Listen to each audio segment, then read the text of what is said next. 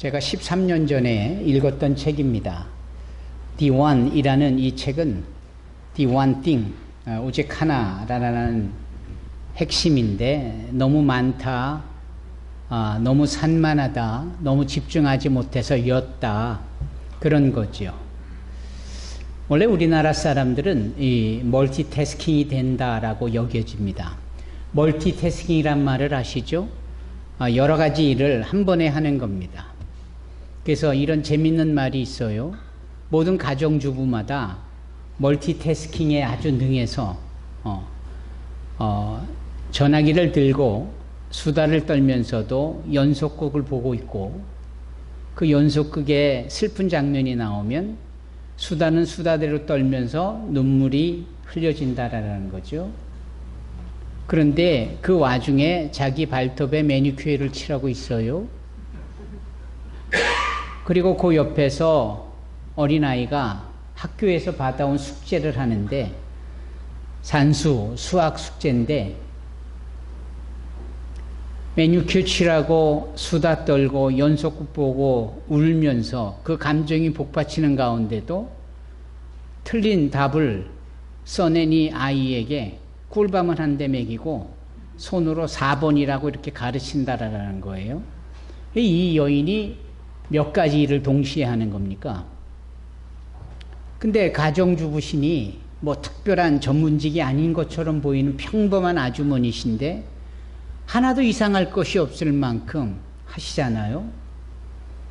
한 번에 여러 가지 일을 하는 이 부분, 이 멀티태스킹인 거죠.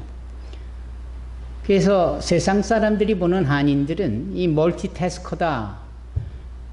그래서 그럴까 요즘은 투잡도 뛰고 쓰리잡도 뛰고 동시에 여러 가지 일을 해요. 운전을 하면서 오토바이도 타고 기가 막힌 일이죠. 예. 사랑하는 성도 여러분, 무엇을 말하는 것일까요? 그래서는 안 된다라는 겁니다. 이 책에서도 The One Thing이라는 이 책에서도 그럴 수 없다. 착각하지 마라. 그렇게 해서 나오는 결과물이 좋을 리 없다. 모든 일이 다 중요하다라고 생각하는 그 자체가 네가 거짓에 속해 있는 거고, 모든 사람은 한 번에 하나씩이지 한 번에 여러 가지 할 수 있는 게 아니다.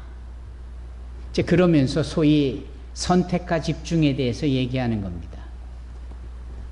선택과 집중이라는 이야기를 우리가 종종 듣습니다. 경영학에서 나오는 용어입니다. 그러니까 회사의 수익을 창출하기 위해서 그 회사가 정말 가장 주되게 집중해야 되는 것이 있다면 무엇일까? 그것을 집중하고 선택하고 그것을 집중하여서 결과물을 내놓게 하는 거죠. 이것은 대단히 중요한 부분인데, 회사에서의 경영뿐만 아니라 한 사람의 삶이 살아나가면서 적용할 수 있는 부분이기도 합니다. 물론 그렇게 해서 수익이 창출되어졌다면 소위 다각화라는 측면에서 한 번에 이것도 하고 저것도 하고, 그래서 회사가 단일 회사에서 그룹으로 바뀌면서 계열 회사가 생기면서 IT 사업도 하고 건설 회사도 하고 지주 회사도 하고 뭐 이 다각화를 꾸미는 거, 뭐 그런 것은 소위 시스템이 되어져 있어서 여러 사람들이 하는 것이기 때문에 가능할 수 있는 부분이지만 한 사람이 그걸 다 할 수 있는 게 아니잖아요. 언젠가도 말씀드렸잖아요. 햄버거를 잘 만드는 이 맥도날드 형제는 햄버거만 잘 만드는 거예요. 패티를 잘 굽기만 하는 거예요. 그거를 경영을 해서 프랜차이즈로 하는 것은 그건 별개의 문제입니다. 그거가 준비 안 하고 본인이 패티도 잘 굽고 그래서 프랜차이즈로 전국적으로 전 세계적으로 그 맥도날드 햄버거 가게를 열려고 할 때 쫄딱 망했었습니다. 그때에 이게 아니구나, 우리는 이것밖에 못하는 거구나, 그러면 이 일을 잘하는 누군가 전문가 미스터 클락이라는 사람을 소위 초청해서 그에게 맡겨야 되겠구나, 경영을 그에게 맡겼더니 그게 오늘날 주방에서 햄버거를 굽는 사람 따로, 서빙하는 사람 따로, 딜리버리 하는 사람 따로, 경영하는 사람 따로 다 하나씩 하나씩 the only one things for one person. 한 사람함에 하나씩 했더니 이게 되더라라는 거예요. 여러분 벌써 5월 30일이고요. 오늘이 5월의 마지막입니다. 내일은 6월입니다. 내일 6월 1일 월삭 잊지 마세요. 예. 이 6월이 시작되어지면서 뭐 좀 이렇게 신앙적인 도전과 무엇보다도 내 삶의 스타일, 라이프 스타일에 대한 새로운 변화와 각오가 필요할 것 같습니다. 날은 점점 더워지는데 수동적으로 휘둘리듯이 있어야 될 것은 아니겠다. 예수를 믿는 믿음이 내 안에 발로가 되어져서 강력한 의지와 다짐과 결단으로 연결이 되어지면서 뭔가 새롭게 나의 라이프 스타일을 만들어 가야 되겠다. 바로 그때 필요한 가장 좋은 이슈가 있다면 뭘까? 저는 기도하면서 선택과 집중이겠다라는 생각을 가져봤습니다. 그리고 사랑하는 여러분들에게 그렇게 말씀을 함께 나누려고 합니다. 학생이면 학생답게 여러분들이 선택을 해야 될 때 우선적으로 해야 될 게 무엇이냐. 그리고 우선적으로 선택된 그 부분을 집중하라라는 거죠. 거기에 최선을 다하여 집중하는 것. 나머지는 할 수도 없을 거니와 나머지는 해도 결과물이 얕아요. 예. 이 빨간 장미 얼마나 이쁩니까? 그런데 햇빛을 받고 비바람이 몰아치고 그러면 나중에 색깔이 바라더라고요. 차라리 잎이 빨리 떨어졌으면 하는 느낌이 들 만큼. 저만의 생각일까요? 여러분, 하나를 제대로 잘하는 것이 좋겠다. 우리에게도 그런 것들이 필요한 거지요. 그리고 크리스찬이라면 더더욱 우리의 삶에 있어서의 우선순위를 어디에다 두고 무엇을 선택하여야 할까? 그리고 선택되어진 그것을 얼마나 집중할 것인가? 이것입니다. 6월이면 그 다음 달이 7월이고 올해로 우리 산소만교회가 29년을 맞이했습니다. 내년엔 30주년이에요. 교회의 매각이나 새로운 변화에 대해서 수년 전부터 얘기해 왔는데 답보에 있고 여러 가지 주변 상황과 분위기적인 거 여러 가지 상황들이 만들어낸, 그래서 우리로 조용히 기도할 수밖에 없는, 그럼에도 29년이 다가왔고 그럼에도 내년 30주년이 있을 때 우리는 어떠한 선택을 행하여야 할 것이고 그 일에 결정이 되어진 선택에 어떻게 집중해야 될 것인가. 이런 다짐과 결단이 요구되고 필요한 것처럼 여러분들의 개인적으로도 그래야 할 줄로 믿습니다. 신앙인들은 계획을 잘 세워서 하나님의 인도함 속에서 정진해야 되고 성장해야 되고 성취까지 이루어져 가기를 원합니다. 그것이 바로 자라가는 거예요. 나이는 들었는데 여전히 어린아이와 같은 모습을 지닌다. 이건 문제잖아요. 우리의 신앙이, 예수 믿는 신앙이 해를 거듭할수록 거기에 걸맞는, 거기에 준하는 신앙의 지경이 넓혀져 가야 되지 않겠습니까? 예. 마치 네 말뚝을 그 넓은 지경에 펼쳐 박으라 라는 것처럼, 이왕이면 네 입을 넓게 열라 라는 것처럼. 왜? 그렇게 지경이 넓혀지고 그렇게 기대감이 있으면 그 나머지의 결과는 하나님께서 책임져 주시기 때문에. 여러분, 이게 잠언 지혜서에서 얻는 이야기입니다. 사람이 마음으로 계획을 할지라도 그 걸음을 인도하시는 분이시다. 우리가 제비를 뽑더라도 그 결정은 여호와 하나님의 몫이시다. 결국은 우리가 뭔가 전제되어져야 되는 것이 있는 겁니다. 요한복음 11장에 죽은 나사로를 살리기까지 그 앞에 믿음을 가지고 무덤에 막혀있는 돌쯤은 우리가 치워놓는 이 정도 일은 우리가 할 수 있어야 하는 거예요. 그럴 때 그 믿음을 보시고 주님께서 나사로를 살려내시는 거죠. 그분이 무덤가에 돌이 막혔다고 살려내지 못하고 그러실 분이시겠어요? 거기에는 소위 왜 우리로 하여금 돌을 옮겨 놓으라라고 말씀을 하셨느냐면 우리가 행할 일이 있는 것이고 주님의 행하실 몫이 있는 것이고, 그런데 전제가 바로 우리가 행할 일이 펼쳐질 때 그걸 믿음으로 보시고, 그렇게 주님께서 지난 금요일 저녁에 그런 말씀을 나눴잖아요. 그 중풍병에 걸린 4명의 그 친구들, 그들에 의하여서 주님 앞에 그 침상채 그들이 내려줬을 때 주님이 하신 말씀이 그런 거예요. 소자야 네 죄가 사해졌느니라. 주님이 보셨다라는 거 아닙니까? 그리고 그러한 자를 침상으로 몰고 간 이 친구들의 열정과 의지와 주님 앞에 나가면 문제가 해결될 것에 대한 기대, 소망, 바람, 믿음을 보신 거 아닙니까? 그런 점에 있어서 저와 여러분들이 주님께 보여드려야 될 것, 이것이 선택되어져야 되고 이것이 집중되어져야 하는 줄로 믿습니다. 어떤 분은 기도의 선택, 어떤 분은 찬양의 선택, 어떤 분은 헌신의 선택, 여러 가지가 있을 수 있겠지만 그때그때마다 주시는 우리 주님의 열려주시는 이 분위기와 상황 속에서 무엇을 선택할 것인가, 그리고 그것을 어떻게 집중할 것인가, 이게 필요한 겁니다. 여기 그래서 오늘 적용의 1번의 선택과 집중이라는 용어를 쓰는 겁니다. 두 번째로 넘어가 보면 가지치기라는 것이 있습니다. pruning이라고 합니다. 영어로 pruning, the season of pruning. 그것은 가지치기의 계절. 예. 정확히 3주 전에 느닷없이 우리 이용철 장로님께서 가지치기 할 때 쓰는 가위를 가지고 이 교회 주변에 있는 그 화분, 그 화초들을 가지치기를 하셨어요. 참 좋은 모습입니다. 그러면 저분이 왜 가지치기를 하셨을까? 보니까 다 말라 있는 것들, 죽어 있는 것들, 그런 거 다 가지치는 거 아니겠어요?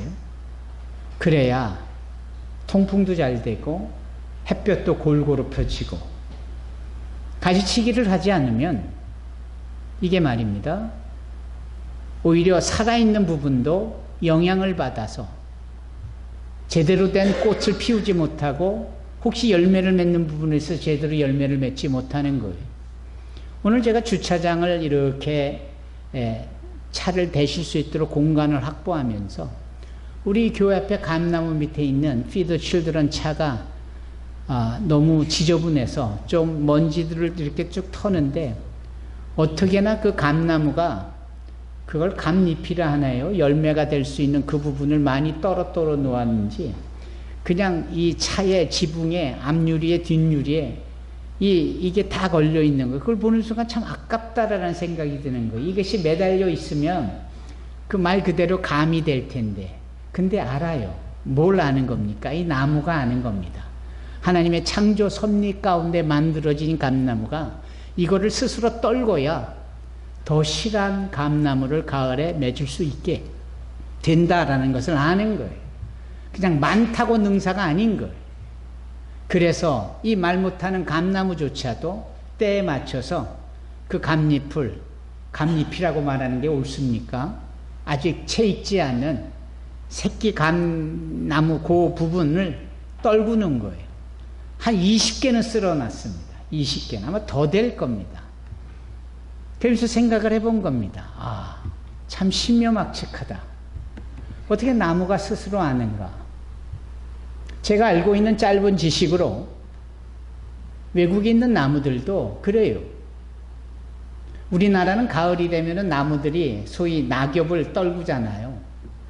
그게 그대로 달려있으면 어떻게 되는 겁니까? 추운 겨울에 이 나무 줄기가 다 얼게 되어지니까 그 얼 수 있는 부분을 다 미리미리 떨궈 놓는 겁니다. 물론 거기다 이유를 더 붙이자면 그 자체가 뿌리까지 쌓이면서 다시금 영양분을 공축하는 이 선순환적인 요소를 위한 부분이겠지만, 다른 나라에는 계절의 변화가 없는데도 이 나뭇잎을 떨어뜨려요. 왜 그럴까? 물이 부족해서다라는 겁니다.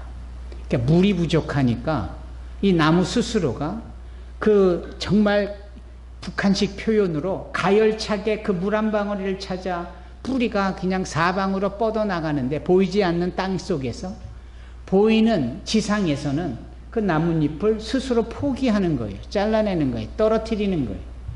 100개의 나뭇잎이면 10개만 놔두고 90개를 떨어뜨리는 거예요. 그래야 사니까. 물 없는 상황에서 그래야 버틸 수 있고 생존할 수 있으니까. 그게 나무가 그렇다라는 것에 대하여서 정말 우리로 깊은 생각을 갖게 하는 겁니다.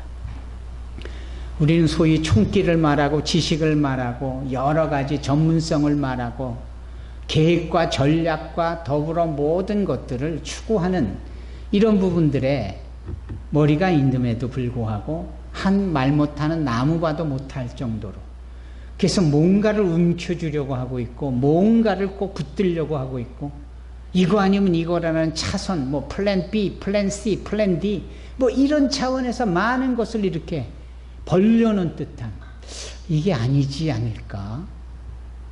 여러분들은 어떻게 생각하십니까? 바꿔 말하면 우리가 가지치기가 필요한 것은 아닐까라는 겁니다. 우리에게도 가지치기가 필요하겠다. 일부러라도 좀 더 제대로 된 선택과 집중의 그 관성 속에서 스스로 잘라내버리고 스스로 뜯어내버리는 바로 이러한 가지치기가 필요하겠다. 동물학자, 특별히 조류학자에 따르면 그 푸른 하늘을 창공을 나는 그 조류의 왕이라고 여겨지는 독수리에 대한 본능적인 것을 보고하곤 해요. 그런 논문이 있습니다. 어떤 논문이냐면 이 독수리가 나이가 들어가면은 이 독수리가 스스로 어떻게 해요? 고통의 시간을 보낸다라는 거예요. 어떻게 하죠?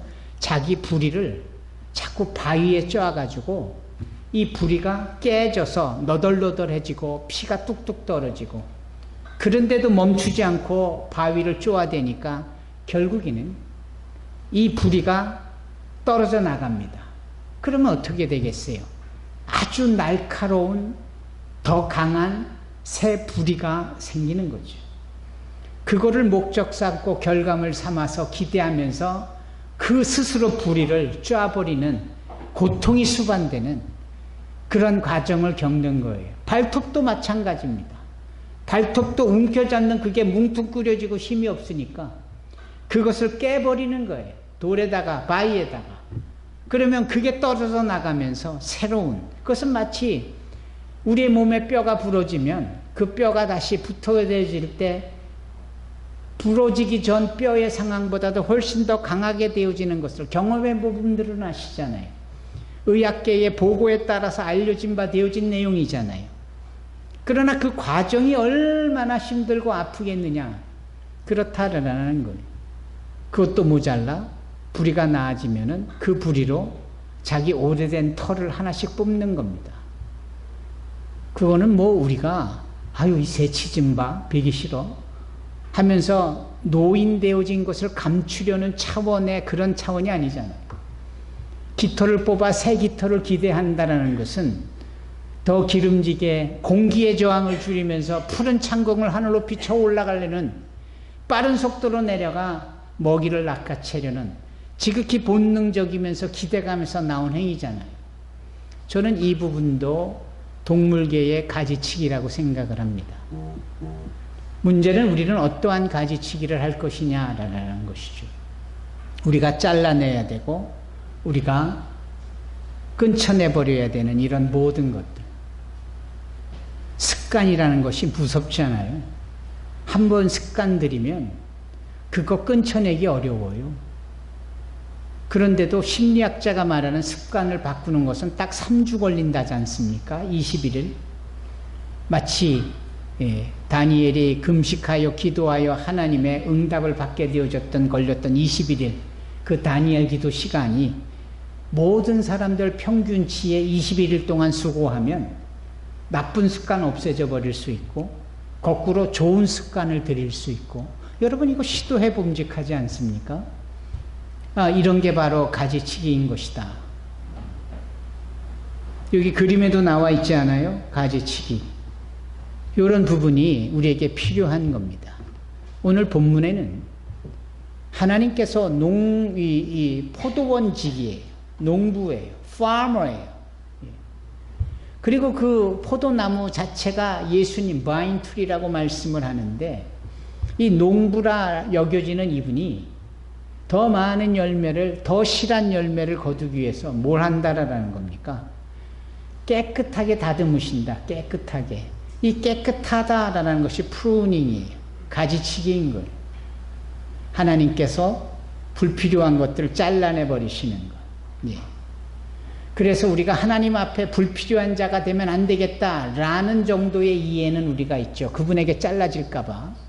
그래서 전신 차리고 똑바로 붙어 있자. 오늘 기도 제목처럼 말입니다. 필요한 부분입니다. 그러나 하나님의 관점에서는 사뭇 다른 뜻이 있어요. 그것은 뭐냐면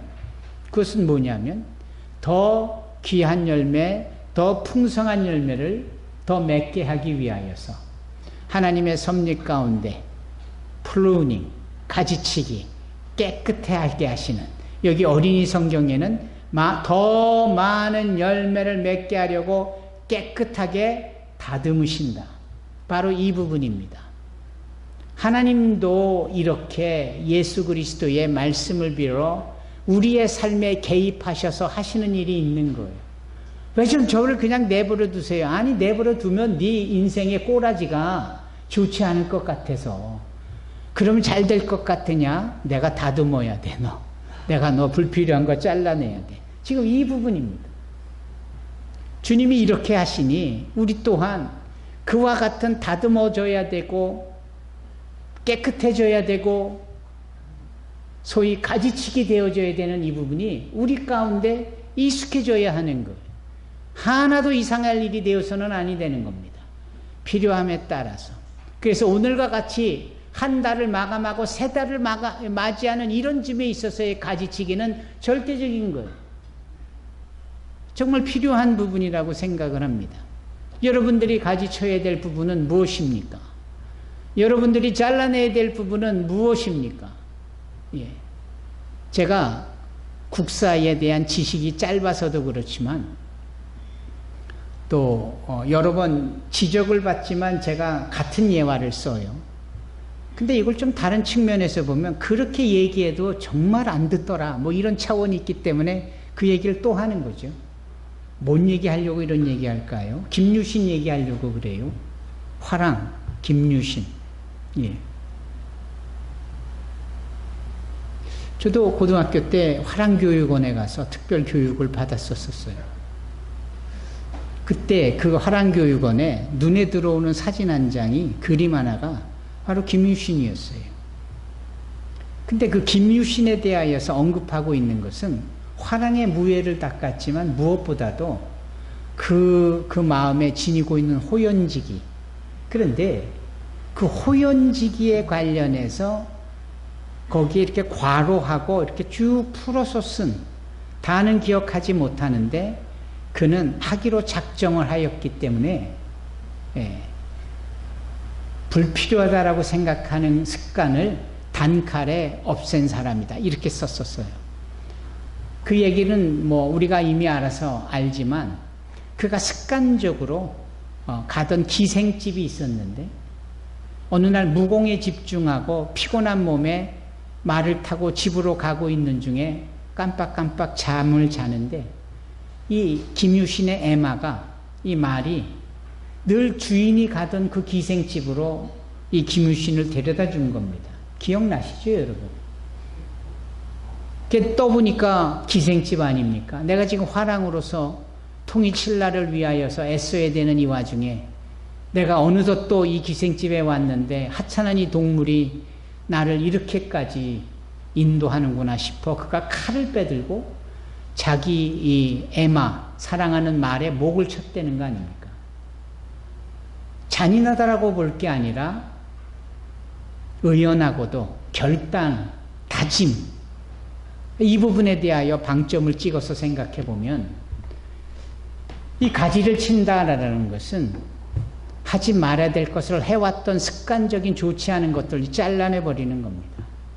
이렇게 해야 되는 것을 알면서도 정말 다른 일, 차선적인 일들, 플랜 C 때문에 집중하지 못한 것들, 그런 방해거리들을 다 제거해버리는 게 이게 프루닝, 이게 가지치기입니다. 기업에서도 그 가지치기를 말하고 있고요. 카네기의 인생론에서도 가지치기가 나옵니다. 가장 쉬운 가지치기가 누군가 질문을 하고 요청을 했을 때 아니요라고 말하는 것도 가지치기가. 못하고 거부하지 못하고 무조건 예 하다가 남 뒤치다거리 하다가 피곤하고 지치고 힘들고, 그게 바른 인생론이 아니다. 영적인 신앙에서의 가지치기는 무엇일까요? 그것이 예수님을 닮으면 답이 나옵니다. 예수님은 당신의 공생의 사역에 대하여서 말씀을 선포하고 가르치고 병든 자를 고쳐주시는 이 세 가지 카테고리로 말씀하죠. 그것을 위해서 주님은 한 사람 한 사람 한 사람을 찾아가셨다는 사실을 아십니까? 한 사람이 찾아오는 것도 만나주시는 타이밍이 저녁 늦은 시간, 지쳐 고단할 수 있는데 니고데모가 찾아왔을 때 그를 만나주시는 사건이 이 요한복음 3장 전체의 핵심이잖아요.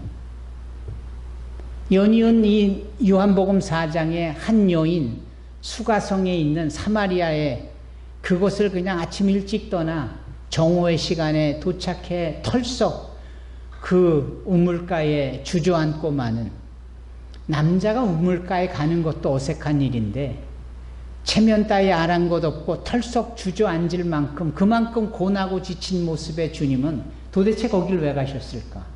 한 사람을 찾아가신 겁니다. 그 영혼을 구원하시려고. 그 여인네가 습관적으로 남자를 밝히는 이 부분에 대하여서 가지치기 해주시려고. 그게 요한복음 4장의 전체 핵심이요, 예배의 가치가 무엇인지를 보여주는 대목 아닙니까? 연이은 요한복음 5장에 보면 베데스다라는 연못가에 많은 사람 가운데 38년 된 병자를 찾아가 그를 고쳐주시잖아요.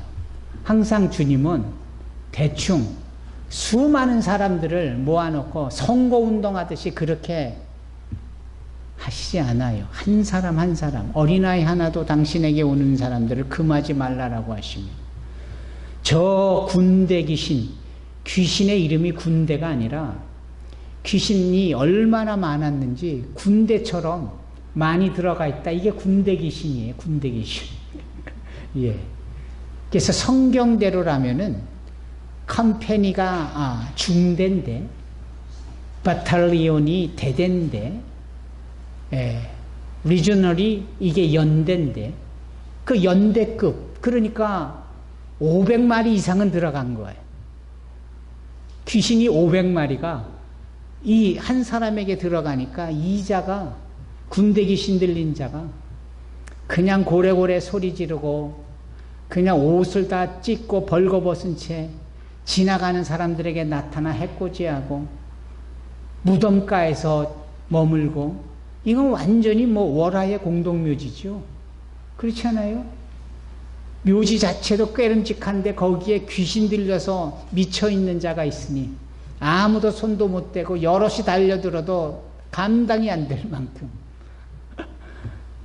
주님이 단박에 찾아가셔서 그 귀신들을 내어 쫓으니까 이 귀신, 이 군대 귀신들이 다 어디로 들어가요? 마침 옆에서 먹이를 먹고 있던 돼지떼에게 들어가고, 이 돼지떼들이 그냥 내리 달려들어 그냥 호수에 빠져 몰살당하는 일을 행하요. 그 일을 하러 주님께서는 그 배를 타고 그 혼자 멀리 거기까지 가시는 거예요. 그리고 또 돌아오시는 거예요. 배를 타고 어디로? 가버나움으로. 갈릴리 지역의 가버나움. 주님의 루틴은 항상 이런 식이셨어요. 무엇입니까? 한 사람을 찾아 나서시는 분. 그래서 우리가 그 한 잃은 양을 찾아 나서는 99마리의 이 양을 우리에 두고 한 마리의 양을 찾아가는 그 예수님에 대한, 목자에 대한 이야기를 누가복음 15장에서 보았잖아요. 주님의 루틴은 항상 그런 식이에요. 우리가 말입니다, 오늘 주제처럼 가지치기에 능하고 가지치기에 성공하려면 많다, 크다 아니에요. 이것도 하고 저것도 하는 멀티태스킹 아니다 이 말이지. 어떻게 해야 됩니까? 예수님처럼 한 영혼을 찾아가서도 이 책이 말하는 the only one thing 같은 한 가지 일에 집중하고 제대로 해나가는 겁니다. 예수를 제대로 믿고. 사랑하는 성도 여러분, 나는 무엇을 하여야 하나? 여러분들의 몫입니다. 여러분들의 몫. 저는 전원일기 드라마를 되게 좋아합니다. 내용도 대단히 고전적이고 사람 냄새내서 좋은데 그 전원일기 감독, PD의 그 진행이 좋은 거예요. 왜냐하면 항상 이야기가 기승전결에 결이 또렷한 결론이 없어요. 그리고 항상 던져주고 문제를 주고 그럼 어떻게 할 것인지 분위기를 만들어주고 결론을 짓는 것은 시청자 몫인 거예요. 저는 그게 너무 좋더라고요. 여러분, 주님께서 우리를 가지쳐 주시는데 우리가 제대로 된 가지라 가지치기 당하지 않는다라는 이런 소극적인 태도를 훨씬 넘어 나도 하나님께 꼭 붙어 있기 위해서 내가 스스로 가지치기 프루닝이 되어야 하는데 어떤 가지를 칠 것인가? 여러분들의 몫입니다. 여러분들이 생각하고 여러분들이 적용할 수 있기를 바랍니다. 기도하겠습니다. 거룩하시고 사랑이 많으신 하나님, 주의 이름으로 모인 산소망교회 성도들이 말씀 앞에서 진중하게 하시고 말씀을 들을 때에 그 말씀이 마음밭에 새겨지되 가서 너도 이와 같이 하라라고 하시는 주님의 말씀처럼 깨끗하게 하시려고 우리를 다듬으시는 그 하나님 앞에서 우리의 스스로의 가지치기를 이루므로 정말 더 귀하고도 값진 많은 열매를 거두어 나가는 우리 산소망교회 성도들이 되게 하여 주옵소서.